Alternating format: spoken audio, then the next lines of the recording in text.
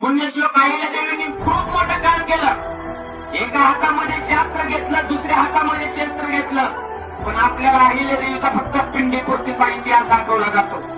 अहिल्यादेवींनी काय केलं? फक्त देवधर्माचं काम केलं. अरे एक महिला विचार करा तुम्ही, पती खंडेराव होळकर वारले, सासरे मल्हारराव होळकर वारले, पोरगा मालेराव होळकर वारला. एक दोन नाही, घरातली सगळी माणसं गेली, तरी एक स्त्री या देशावरती 28 वर्ष राज्य करते.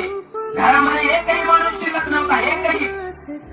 विचार करा, आपल्या घरात जर एक माणूस वारला, वारू नये, पण तुम्ही कल्पना करा, एक जर माणूस वारला घरातला, तर घराचं पूर्ण सगळं नियोजन बिघडून जातं. एक महिला होती, महिला या देशावरती 28 वर्ष राज्य केलं. कुणाला वाटलं नसेल का की राज्य आपण हिरावून घ्यावं, राज्य आपल्या ताब्यामध्ये घ्यावं? कुणाला वाटलं नसेल का?